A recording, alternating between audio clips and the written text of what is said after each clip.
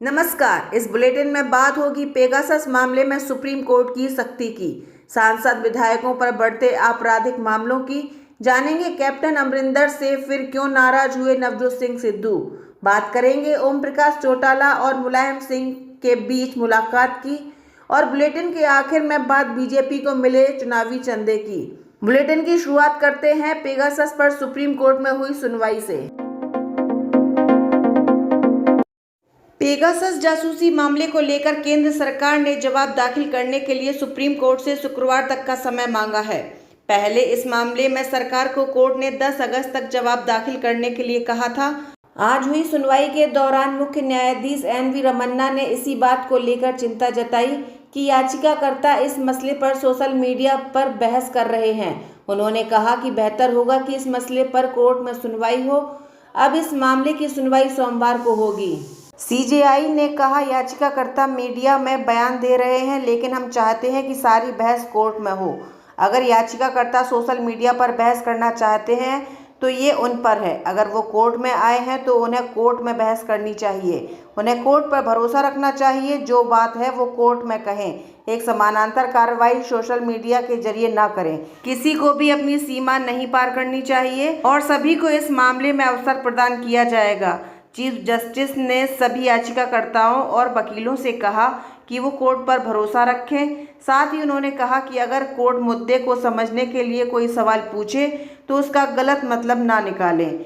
ये एक संगीन मुद्दा है, इसलिए संजीदगी से काम लें। वकील एम.एल. शर्मा ने कहा कि उन्होंने अपनी याचिका पर सुधार कर दोबारा दाखिल की है।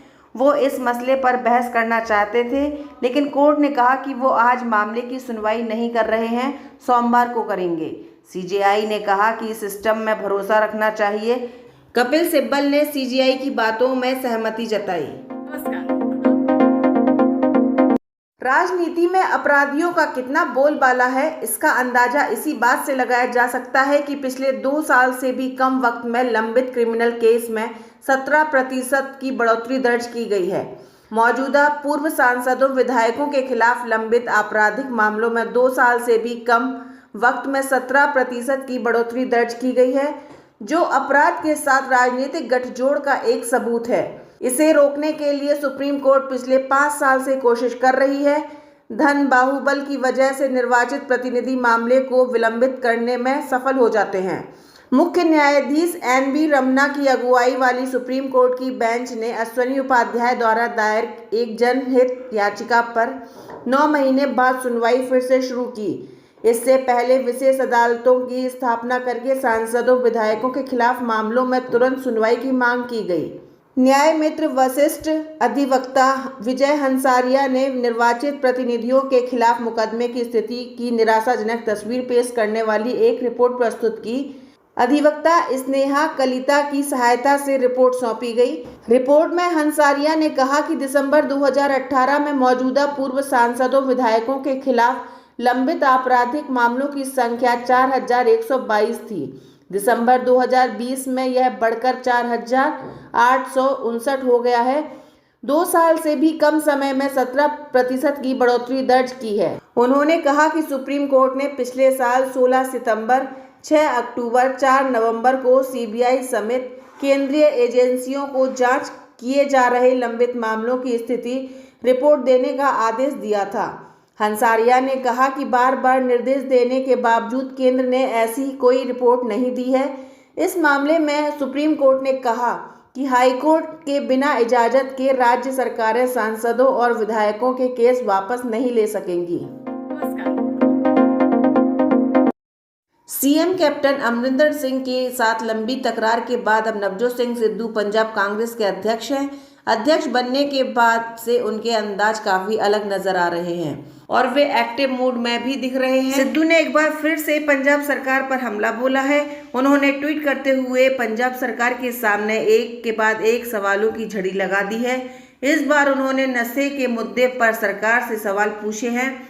प्रदेश कांग्रेस अध्यक्ष ने ट्वीट करके कहा कि फरवरी 2018 में एडीजीपी हरप्रीत सिद्धू की अध्यक्षता में एसटीएफ ने पंजाब और हरियाणा उच्च न्यायालय में स्टेटस रिपोर्ट दायर की। इसमें ईडी द्वारा दर्ज किए गए बयानों और सबूतों की जांच की गई, जो विक्रमजीत सिंह मजीठिया और अन्य मादक पदार्थों की तस्करी में शामिल होने के मामले में माननीय न्यायालय के समकक्ष प्रस्तुत किए गए थे।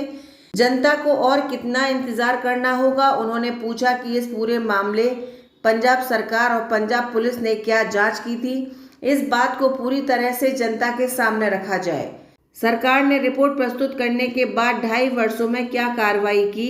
सिद्धू ने कहा कि इस तरह के मामले पंजाब के युवाओं के जीवन को प्रभावित कर रहे हैं और इस मामले पर माननीय न्यायालय द्वारा पिछले 2.5 वर्षों में कोई ठोस आदेश पारित नहीं किया गया है। सरकार को चाहिए कि वह मजीठिया के खिलाफ मामले को जल्द से जल्द निष्कर्ष तक पहुंचाने के लिए याचिका दायर करे, ताकि दोषियों को सजा दी जा सके। भारतीय जनता पार्टी की आमदनी और खर्च दोनों में जबरदस्त वृद्धि दर्ज की गई है। वर्ष 2019-2020 की वार्षिक रिपोर्ट बताती है कि पार्टी को 2018-2019 में 2,410 करोड़ रुपए की आमदनी के मुकाबले 2019-2020 में 50% का इजाफा हुआ है और पार्टी की आमदनी 3,623 करोड़ रुपए हो गई है। हालांकि उसका खर्चा ज़्यादा तेजी से बढ़ा है। चुनाव आयोग को दी गई जानकारी में बीजेपी ने बताया कि उसने वित्त वर्ष 2019-2020 में 1,651 करोड़ रुपए खर्च किए। उसके पिछले वित्त वर्ष में यह आंकड़ा 1,005 करोड़ का रहा था। इस प्रकार एक साल में बीजेपी का खर्च करीब 64% बढ़ गया। चुनाव आयोग की तरफ से की गई एनुअल ऑडिटिंग के मुताबिक बीजेपी को वर्ष 2019-2020 में इलेक्टोरल बॉन्ड से 2,555 रुपये की आमदनी हुई, जो वर्ष 2018-2019 में हुई 1,450 करोड़ रुपए की आमदनी से 76% ज़्यादा है। वहीं पार्टी ने चुनावों पर खर्च क्रमशः 1,352 करोड़ और 792 करोड़ रुपए किए। बीजेपी ने पिछले वित्त वर्ष में कांग्रेस के मुकाबले 5.3 गुना ज़्यादा कमाई की। कांग्रेस पार्टी को 2019-2020 में 682 करोड़ रुपए की आमदनी हुई। उसी वर्ष बीजेपी ने कांग्रेस के कुल 998 रुपए के खर्च के मुकाबले 1.6 गुना खर्च किया था। दिलचस्प बात यह है कि बीजेपी ने पिछले वर्ष में Congress, Trinamool Congress, NCP, BSP, CPM और सीपीआई की कुल आय से 3 गुना से भी ज़्यादा कमाई की। ये सभी राष्ट्रीय दल हैं। पिछले साल बीजेपी की आमदनी 50% बढ़ी तो कांग्रेस की 25% घट गई। देश की सियासत में आजकल मुलाकातों का दौर जारी है। कांग्रेस के पूर्व राष्ट्रीय अध्यक्ष राहुल गांधी विपक्षी दलों के नेताओं के साथ लगातार बैठकें कर रहे हैं। वहीं समाजवादी पार्टी के संरक्षक मुलायम सिंह यादव भी 2022 के विधानसभा चुनाव से पहले एक्टिव मूड में नजर आते दिख रहे हैं। मुलायम सिंह यादव भी दिल्ली स्थित अपने आवास पर लगातार नेताओं से मिल रहे हैं। सपा के संस्थापक मुलायम सिंह यादव के आवास पर पहुंचकर राष्ट्रीय जनता दल के राष्ट्रीय अध्यक्ष लालू प्रसाद यादव ने मुलाकात की थी। अब लालू के बाद हरियाणा के पूर्व मुख्यमंत्री और इंडियन नेशनल लोक दल के अध्यक्ष ओम प्रकाश चौटाला ने भी मुलायम सिंह यादव के आवास पर जाकर उनसे मुलाकात की। मुलायम सिंह यादव से मुलाकात के बाद ओम प्रकाश चौटाला ने बताया कि वे उनके स्वास्थ्य का हाल जानने गए थे। ओम प्रकाश चौटाला ने ये भी कहा कि मुलायम सिंह यादव के साथ उनकी यूपी की आगामी विधानसभा चुनाव पर भी चर्चा हुई। ओम प्रकाश चौटाला और मुलायम सिंह यादव की इस मुलाकात को इसलिए भी महत्वपूर्ण माना जा रहा है क्योंकि पश्चिमी यूपी में जाट वोटर निर्णायक भूमिका निभाते हैं। जाट वोटरों के बीच ओम प्रकाश चौटाला की अच्छी पकड़ मानी जाती है। नमस्कार, आपको ये वीडियो कैसा लगा हमें कमेंट बॉक्स पर बताइए और अगर आप ये वीडियो फेसबुक पर देख रहे हैं तो हमारे फेसबुक पेज को फॉलो करिए और अगर आप ये वीडियो यूट्यूब पर देख रहे हैं तो हमारे चैनल को सब्सक्राइब करिए।